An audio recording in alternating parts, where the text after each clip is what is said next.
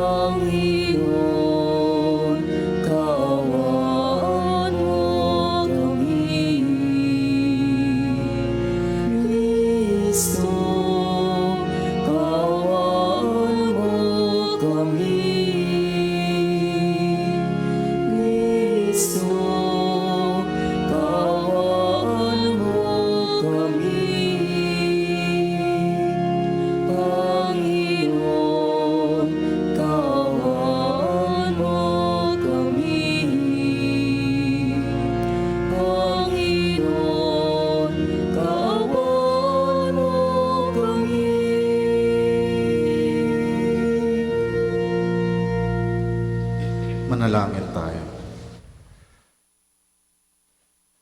Ama namin makapangyarihan, tunghayan mo ang iyong sumasambang sambayanan upang ang pagpapakasakit na kusa namin pinagtitiisan ay magdulot ng kabutihan sa aming kalooban at gawang mapagmalasakit sa aming ugalit asal. Sa pamamagitan ni Hesukristo kasama ng Espiritu Santo, magpasawalang hanggan. Amen.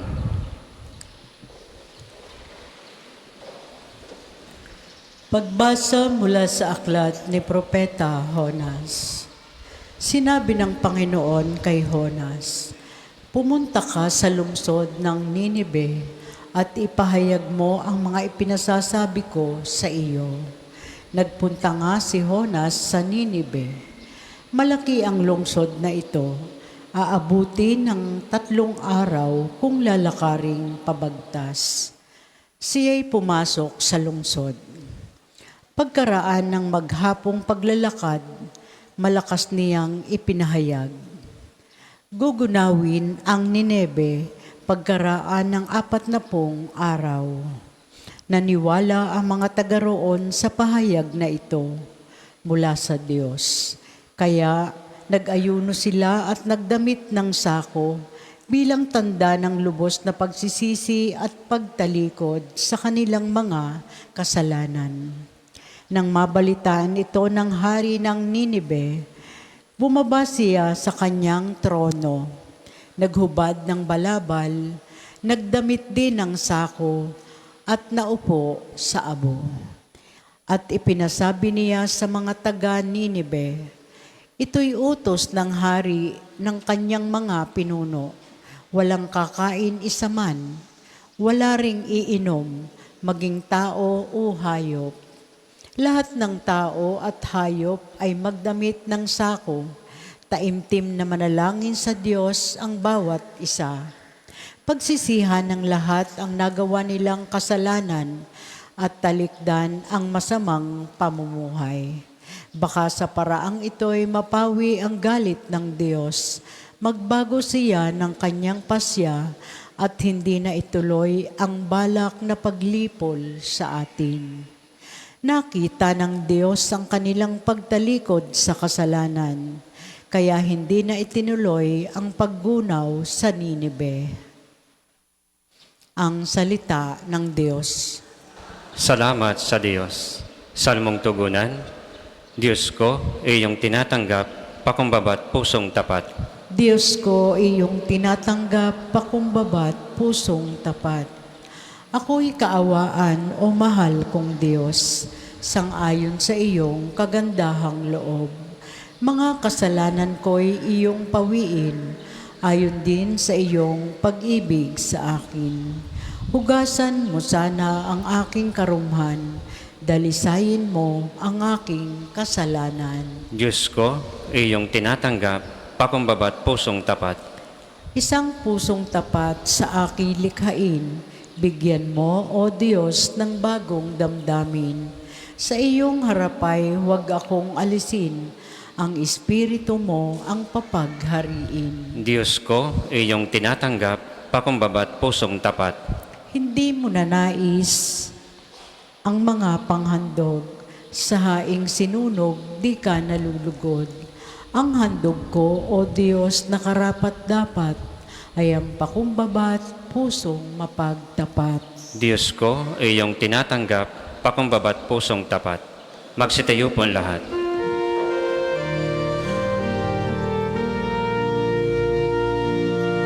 Magsisitayong mataas, halinang magbalik loob sa mapagpatawad na Diyos.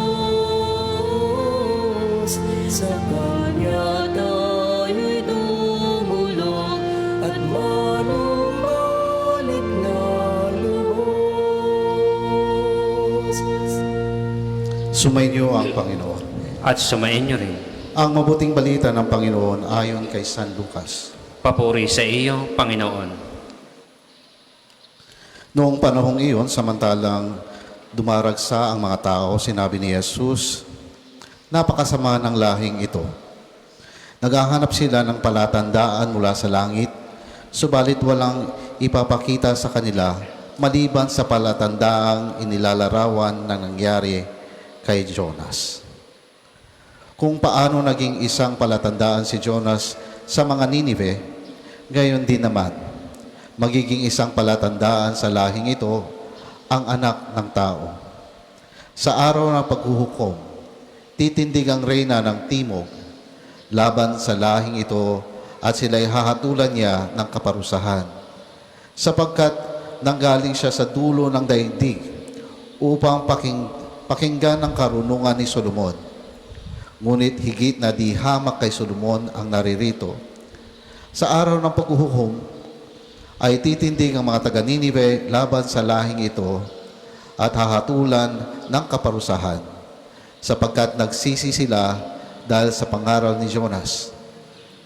Ngunit higit na di hamak kay Jonas ang naririto. Ang mabuting balita ng Panginoon. Pinupuri ka namin, Panginoong Jesucristo. Magandang umaga po sa ating lahat at welcome po sa ating dambana. Mahilig po tayo sa mga palatandaan. Mahilig po tayo sa mga signs. Tama po ba? Pag may mga bagay na hindi natin maintindihan, idinutulog natin sa Panginoon. Sabihin natin, Panginoon, bigyan mo ko ng sign. Ganon po tayo. Likas sa atin nang hihingi tayo ng signs o palatandaan. Ang palatandaan ay siya nagbibigay sa atin ng direksyon. Ang palatandaan siya nagbibigay sa atin ng kahulugan. Ang palatandaan kung minsan naghahatid din sa atin ng mabuting balita. At kung minsan ang palatandaan nagbibigay sa atin ng babala. Kung minsan masaya, kung minsan tayo nalulungkot. Di po ba pag tayo nagbabiyahe, mahaba ang biyahe? Pag sinabi na ng Google Map, yan, you have reached your destination. Yan, no? You have mga 10 meters na lang. Natutuwa tayo. Pero kung paakyat tayo ng Baguio, tapos nakita natin, this way to Baguio, 200 kilometers. Naku, tapos ihing-ihi ka pa. Kailan ang susunod na stopover ng bus? Masakit na ang puson dahil hindi pwedeng umihi. Malulungkot. May isang kwento ng isang binata na ikwinento rin lang naman sa akin. Siya ay isang binata na namumroblema sa kanyang karelasyon, sa kanyang girlfriend. Kaya ang kanyang ginawa, dumulog siya sa Panginoon, pumunta siya ng simbahan, pero dahil hindi siya parating nagdadasal, nandun siya sa dulo ng mga upuan. Habang siya nasa dulo ng upuan, umupo siya at nagtanong siya sa Panginoon o humiling siya sa Panginoon ng sign. At habang nasa isip niya ang pagdadasal, sabi niya, parang nakipag-usap siya sa Panginoon, Panginoon, nahihirapan na ako sa aking girlfriend. Parati na lang siyang silosa. Maya't maya, parati niya akong hinihingian ng update, minu-minuto. Kailangan ko mag-update sa cellphone. Marami pa akong gawain, hindi ko na alam ang gagawin ko. At sa umagang yun, sa araw na yun, dumating ang mga seminarista at isang pare. Nakaschedule din sila para kausapin ang kura paroko ng parokya. At dahil nakita ng pare, ang binata na nakaupo, nilapitan niya ito at ngumiti. May inabot sa kanya. Ngumiti rin ang binata at tinanggap. Pagkabasa niya, ang mensahe ng brochure, gusto mo bang magpare? Dinalungkot ngayon yung binata. Umuwi siya sa kanilang bahay. Dala-dala pa rin ang brochure na nag-iisip na siya, ano ba, pinagpapari ba ako ng Panginoon? So kanyang ginawa, inilapag niya sa altar, nakita niya ang Biblia, at muli siyang nagdasal ulit. Para siyang nakikipag-compromise sa ating Panginoon. Sabi niya, ganito na lang Panginoon, ibubuklatin ko ang Biblia. Pagbuklat ko ng Biblia, tatakpan ko ang aking mata. At kung anong maituturo ng aking daliri, ay siyang gagawin ko. Pagbukas ng mata ng binata, siya'y nabigla, kanyang nabasa, at si Judas ay nagbigti. May mga pagkakataon, syempre sasabihin niya, Panginoon, joke lang naman yun, no? Ayoko naman magbigti. Sasabihin natin sa ating mga sarili, sa mga signs na ating hinihingi, pawa bang ito ay para sa ating pansarili? Pansarili lamang na tayo makikinabang. Di natin alam na merong nakaakibat na responsibilidad para sa atin. Ito yung sinasabi sa Ebanghelyo ngayon. Ito yung tinutukoy ng pagkakaiba ng sign na hinihingi o palatandaan na hinihingi ng mga Pariseo kay Jesus. Ang mga Pariseo, ang gusto nilang mangyari ay huliin ang ating Panginoon. Husgaan ang ating Panginoon. Para pag hindi niya nagawa ang mga palatandaan na ito, di sila maniniwala. Parang ganito yan. Pag tayo, sige nga, marunong ba yan? Yung taong yan? Pasayawin mo. Kaya meron tayong sample. Pero kung hindi na nagawa ang gusto natin, bagsak. Sa makatuwid, ang palatandaan ay self-serving na tinatawag. Pag di nagawa, panghuhusga.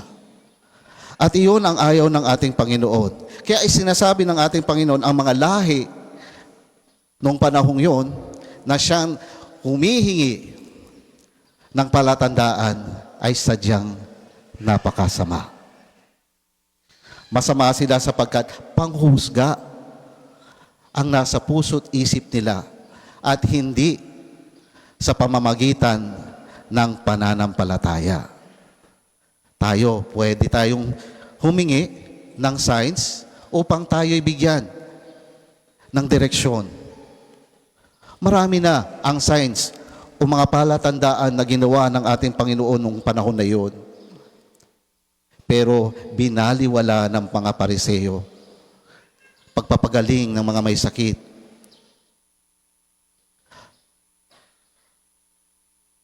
Pagbubuhay ng mga patay. Ang tubig naging alak. Pagpapalayas ng demonyo. Pero di pa rin sila naniniwala. Ang mga himalang ito ay nakaugat sa pagmamahal. At ang palatandaan ni Jonas, si Jonas po ay isang propeta. No? Siya ay isang propeta, kilala siyang propeta na kinain ng malaking isda.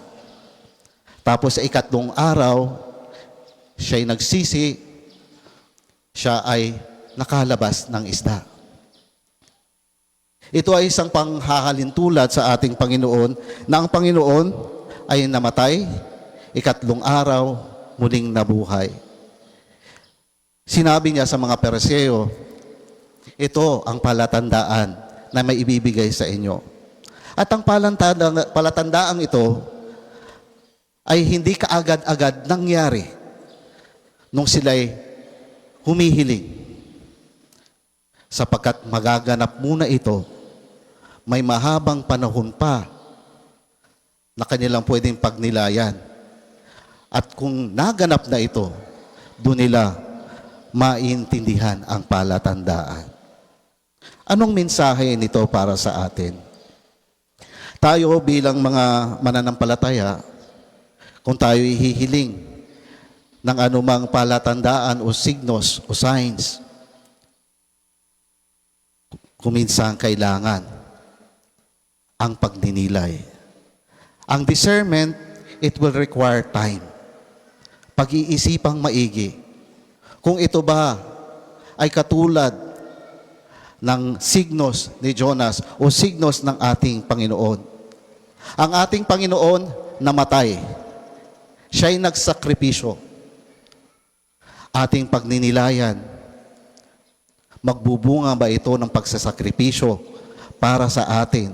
Ibig sabihin, ito ba ay nakaangkla sa pagmamahal? Dahil sa tunay na pagmamahal, kayang-kaya nating gumawa ng sakripisyo. At ang pangalawa, ang muling pagkabuhay. Ito rin bang signos na ito na aking hinihiling, aking ipinagdadasal, ito ba'y pareho ng ating Panginoon na nagbibigay buhay?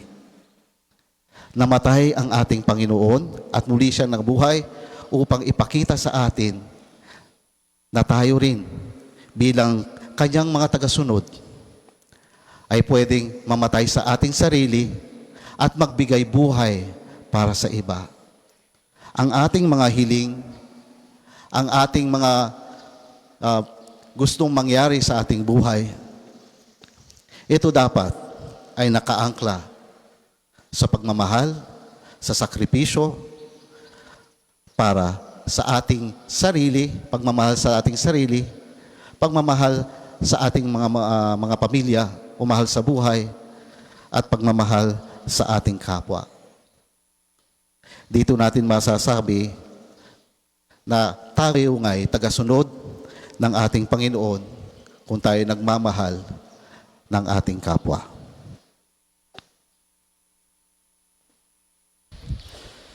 Para po sa mga maghahandog ng sobre, pakihulog na lamang po sa buslo.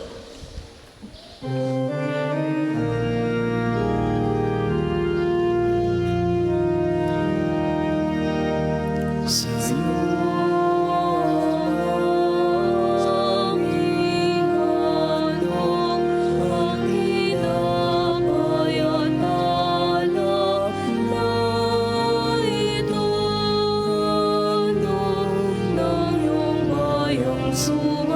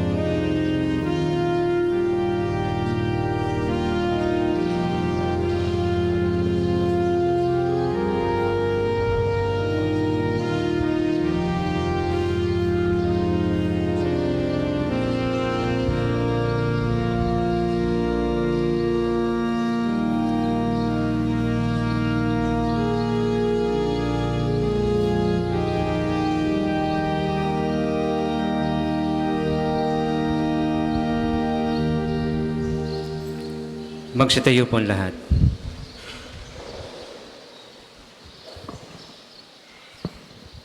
Manalangin kayo mga kapatid upang ang paghahain natin ay kalugdan ng Diyos amang makapangyarihan. Tanggapin nawa ng Panginoon itong paghahain sa iyong mga kamay, sa kapurihan niya at karangalan sa ating kapakinabangan at sa buong sambayanan niyang banal. Ama naming lumikha, ang iyong mga kaloob ay aming inihahain upang aming sambahin ang ngalan mo. Papagsaluhan nawa namin ito sa pakikinabang bilang tagapagdulot ng iyong walang maliw na kagalingan. Sa pamamagitan ni Jesucristo kasama ng Espiritu Santo, magpa sa walang hanggan. Amen. Sumainyo ang Panginoon. At sumain niyo rin. Itaas sa Diyos ang iyong puso at diwa. Itinaas na namin sa Panginoon. Pasalamatan natin ang Panginoong ating Diyos. Marapat na siya ay pasalamatan. Ama naming makapangyarihan, tunay ngang marapat na ikaw ay aming pasalamatan sa pamamagitan ni Jesucristo na aming Panginoon. Binibigyan mo kami ng bagong pagkakataon upang ganapin ang paghahanda ngayon para sa pagdiriwang ng muling pagkabuhay.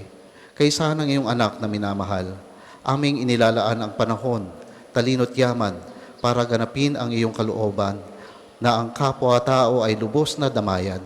Sa pagdiriwang namin sa aming pagsilang bilang mga kaanib ng inyong sambayanan, kami iyong pinagkakamit sa katayuang ganap sa pagtatangkilik.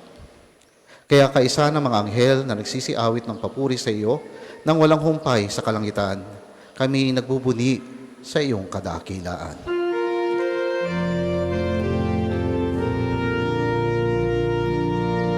Banal ka po, may kapal, banal ang iyong pangalan, banal ang iyong kaharian. Langit lupa'y nagpupugay sa iyong kadakilaan. Dinarakila ng lahat ang naparito mong anak na siyang nagmulat sa bulan. Sa pilay ay nagpalakad at nakiramay sala.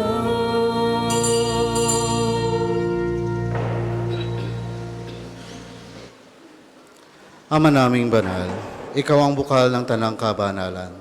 Kaya sa pamamagitan ng iyong Espiritu, gawin mong banal ang kaloob na ito upang para sa aming maging katawan at dugo ng aming Panginoong Heso Kristo.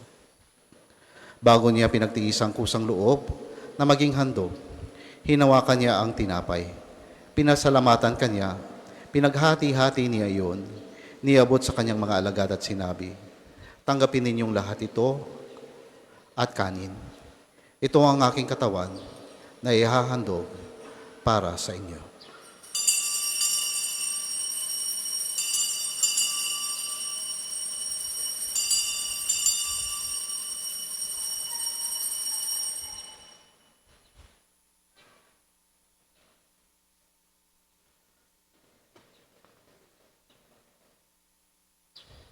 Gayon din naman noong matapos ang hapunan, hinawakan niya ang kalis. Muli kanyang pinasalamatan, inabot niya ang kalis sa kanyang mga alagad at sinabi, tanggapin ninyong lahat ito at inumin. Ito ang kalis ng aking dugo, ng bago at walang hanggang tipan. Ang aking dugo na ibubuhos para sa inyo at para sa lahat sa ikapagpapatawad ng mga kasalanan. Gawin ninyo ito sa pag-alala sa akin.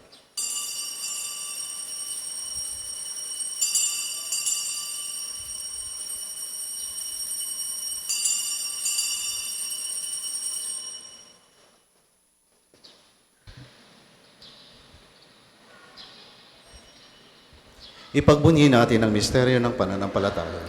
Si Kristo'y namatay, si Kristo ay nabuhay, si Kristo'y babalik sa wakas ng panahon.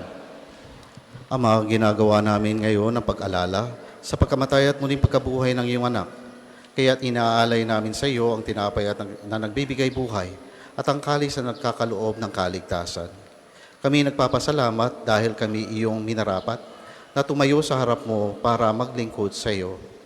Isinasamo namin kami magsasalo-salo sa katawan at dugo ni Kristo ay mabuklod sa pagkakaisa sa pamamagitan ng Espiritu Santo.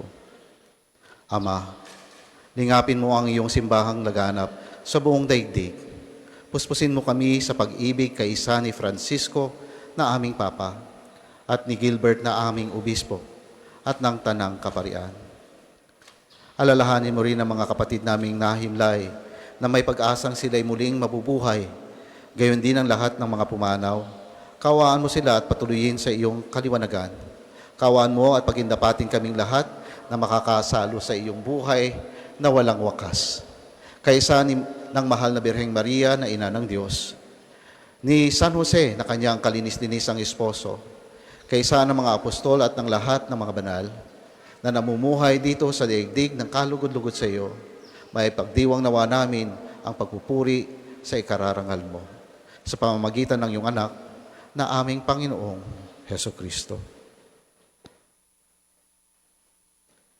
Sa pamamagitan ni Kristo, kasama niya at sa Kanya, ang lahat ng parangal at papuri ay sa iyo, Diyos amang makapangyarihan, kasama ng Espiritu Santo, magpa sa walang hanggan. Amen.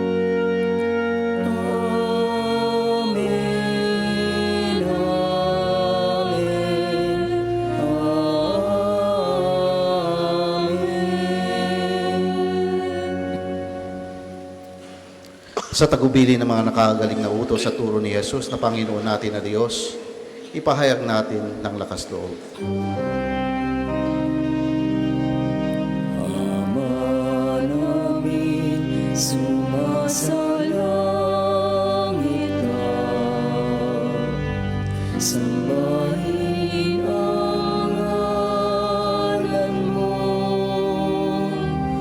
Mapasa amin ang kaharian mo.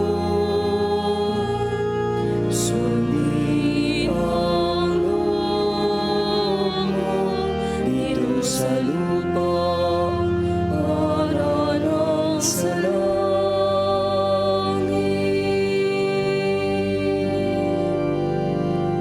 Bigyan mo kami ngayon ng aming kakanin sa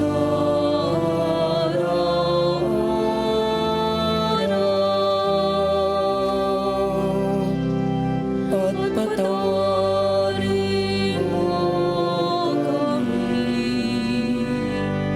sa aming mga kasalanan, pagpapatawad namin sa nagkakasala sa amin. At huwag mo kaming ipahintulot sa tukso at iadya mo kami sa lahat ng masama. Hinihiling namin kami, Diya, sa lahat ng masama, pagkaluban ng kapayapaan araw-araw, iligtas sa kasalanan at ilayo sa lahat ng kapahamakan, samantalang aming pinananabikan ang dakilang araw ng pagpapahayag ng tagapagligtas naming si Heso Kristo. Sapagkat iyong kaharian at ang kapangyarihan at ang kapurihan magpakailanman. Amen. Panginoong Heso Kristo, sinabi mo sa iyong apostol, kapayapaan ang iniiwan ko sa inyo, ang aking kapayapaan ang ibinibigay ko sa inyo. Tunghayan mo ang aming pananampalataya at huwag ang aming pagkakasala. Pagkaluban mo kami ng kapayapaan at pagkakaisa ayon sa iyong kalooban, kasama ng Espiritu Santo magpasawalang hanggan. Amen. Ang kapayapaan ng Panginoon ay laging sumainyo. At sumayin niyo rin. Magbigayan kayo ng kapayapaan sa isa't isa. Peace be with you. Kordero ng Diyos na nag-aalis ng mga kasalanan ng sanlibutan, maawa ka sa amin. Kordero ng Diyos na nag-aalis ng mga kasalanan ng sanlibutan, maawa ka sa amin. Kordero ng Diyos na nag-aalis ng mga kasalanan ng sanlibutan, ipagkaloob mo sa amin ang kapayapaan. Kung hindi po kayang lumuhod, ay manatili pong nakatayo ng may paggalang.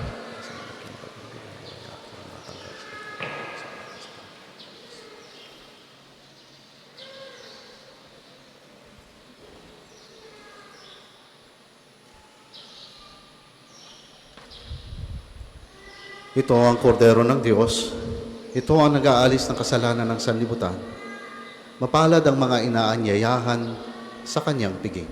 Panginoon, hindi ako karapat-dapat na magpatuloy sa iyo, ngunit sa isang salita mo lamang ay gagaling na ako.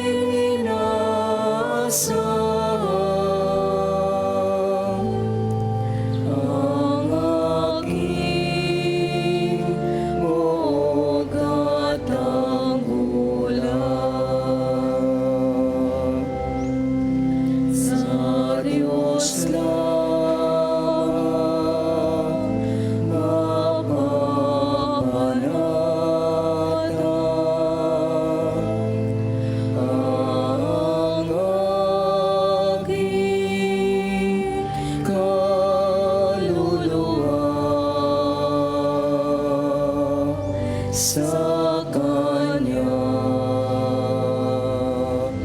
nagmumula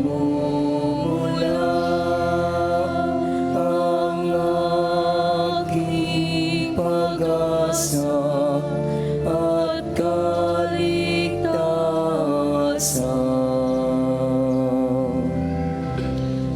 Ang isa sa gwapong second collection ay ginagamit para sa patuloy na pagpapaunlad ng parokya at pambansang dambana ni Santo Padre Pio at para sa mga pangangailangan ng matatanda at may sakit na mga pari ng Archdiocese ng Lipa. Salamat po sa inyong handog.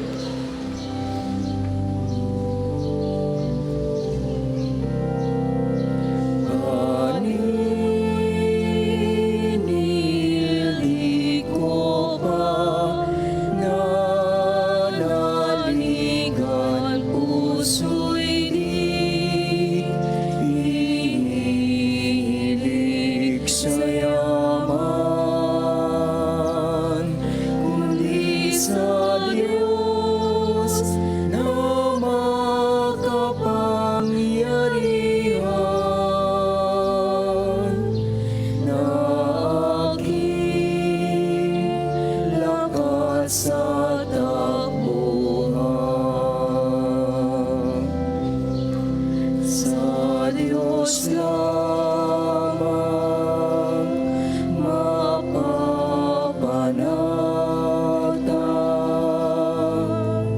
ang aking kaluluwa sa Kanya nagmumula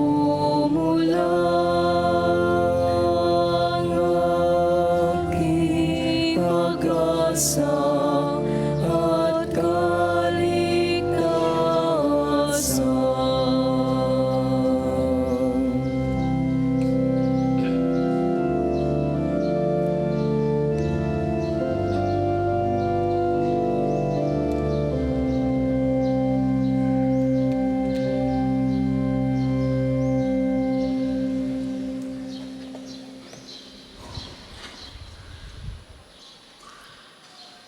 Magsitayo po ang lahat.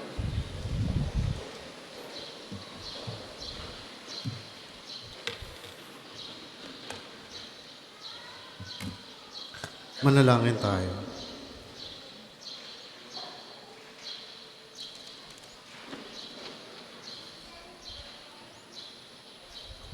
Ama namin pagmahal, hindi mo kami pinagsawang pagsaluhin sa iyong banal na piging. Ipagkaloob mong pakinabangan namin ang iyong lakas at buhay na walang maliw sa pamamagitan ni Jesucristo kasama ng Espiritu Santo, magpasawalang hanggan. Amen. Panalangin ng pagtitiwala kay Santo Padre Pio.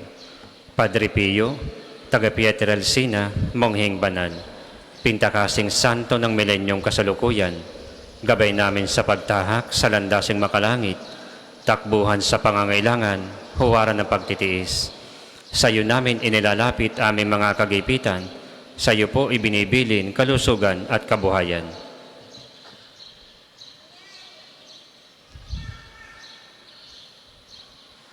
Di mang karapat-dapat kami po ay pagbigyan, bendisyonan at basbasan, maging ganap sa buhay. Lumayo nawa kami, umiwas sa kasalanan, lumapit lagi sa Diyos, maging matatag at matibay.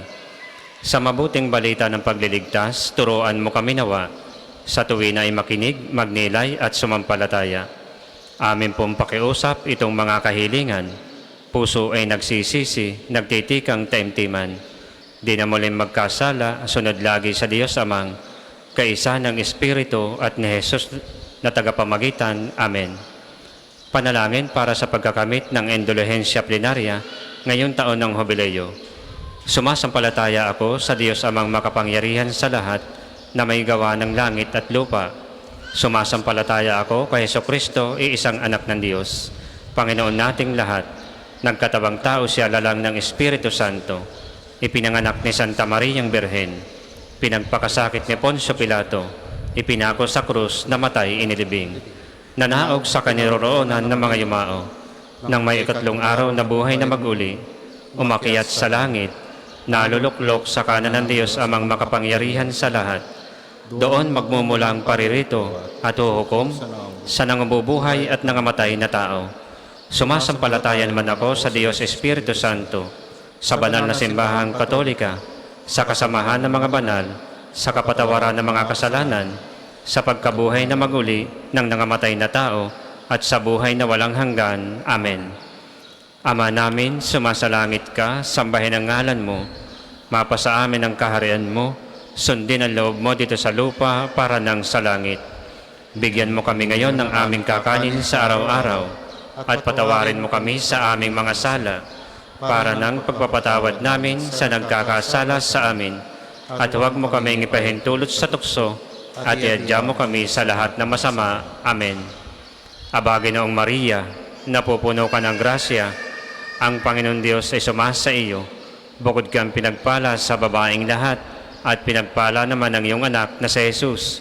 Santa Maria, Ina ng Diyos, ipanalangin mo kami makasalanan, ngayon at kung kami mamamatay. Amen. Ang lahat po'y magsiupo para sa mga patalastas. Una, sa inyong pagdalaw sa pambansang dambana, mangyaring pakaingatan ang inyong mga personal na gamit. Hangad namin ang isang matiwasay at maayos na pagbisita sa National Shrine. Ikalawa, sa pangunguna ng Konparadiya ni Santo Padre Pio, ngayong darating na March 15, ay magkakaroon tayo ng Archdiocesan Devotion Promotion sa Parish and Shrine of St. John the Baptist sa Lian, Batangas. Ito po ay magandang pagkakataon upang ipalaganap sa Archdiocese ang debosyon sa ating patron. Ang banal na misa po ay ipagdiriwang sa 9 ng umaga at susundan ng liturhi ng pagpapagaling. Inaanyayahan ang mga devoto sa malalapit na parokya na magtungo sa Lian at makiisa sa mga gawain, lalo't higit ang mga may sakit. Ikatlo, mga kapiyo, inaanyayahan namin kayo makiisa sa ating lakbay parokya sa darating na March 27, 2025 sa ilang mga Jubilee Churches ng Diocese ng Balanga sa Bataan. Ito ay pagkakataon upang mas mapalalim ang ating pananampalataya at magkamit ng indulhensya plenarya. Para sa mga nais makiisa, maaari kayong magpalista sa ating opisina hanggang March 21 lamang. Kalakip na 2,500 pesos na kontribusyon ang travel fee, t-shirt, prayer booklet at morning snacks. Naway makiisa tayo sa gawaing kabanalang ito ngayong panahon ng Kwaresma. Ika-4, sa darating na March 23 ay araw ng pagpapagaling ng Panginoon sa pamamagitan ni Padre Pio. Ang mga oras ng healing mass at healing liturgy na may paggagawid ng langis ay sa 9 ng umaga at 6 ng gabi. Kayo at ang inyong mga may sakit ay inaanyayahan. Kaugnay po nito, mula 8 ng umaga hanggang 3 ng hapon, malugod naming ipinagkakalob sa inyo ang iba pang mga gawain ng pagpapagaling tulad ng spiritual counseling direction, medical assistance, legal counseling, psychological support, family and marital counseling at feeding program. Layunin nating magkaroon ng pangkalahatang kagalingan, lalo't higit ang mga kapatid nating mahihirap at kapuspalad. Sa mga lubos na nangangailangan ng pagkonsulta, kayo po ay makapag-ugnayan na agad sa ating opisina para sa pagpapalista at reservations. Ang susunod pong misa ay sa ganap na 12 ng tanghali. Maraming salamat po at mangyaring panatilihin natin ng kalinisan, katahimikan at diwa na pananalangin sa loob at labas ng ating mga simbahan. Magsitayo na po ang lahat para sa pagbabasbas ng religious articles. Mga kapatid, manalangin tayo sa Diyos sa mga makapangyarihan upang tayo ay maging kawangis ni Kristo sa taimtim na pagdalangin sa tulong ng mga larawan at mga dasalan.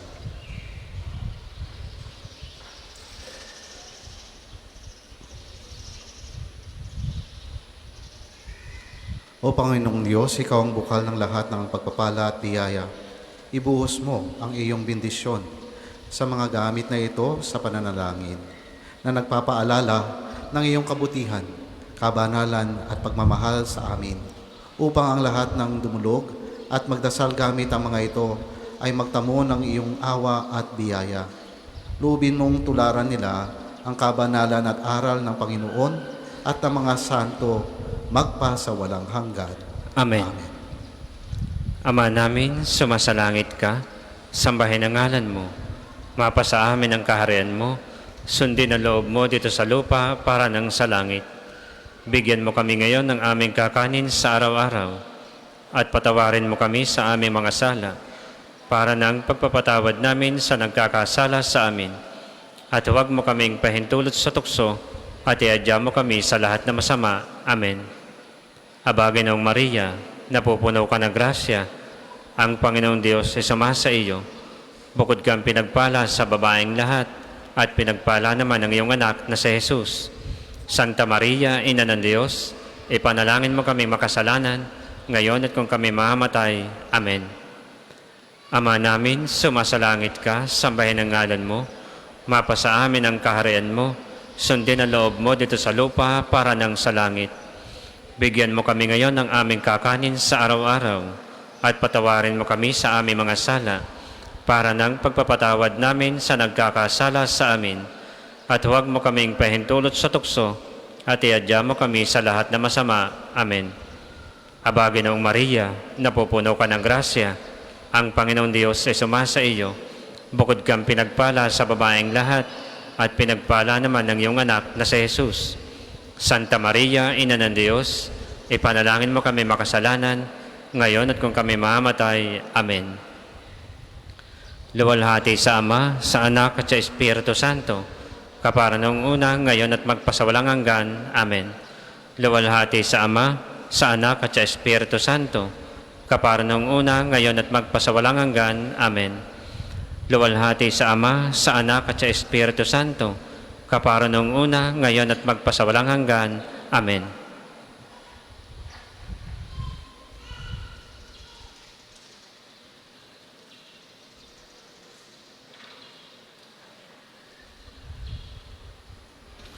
Sumainyo ang Panginoon. At sumain niyo rin.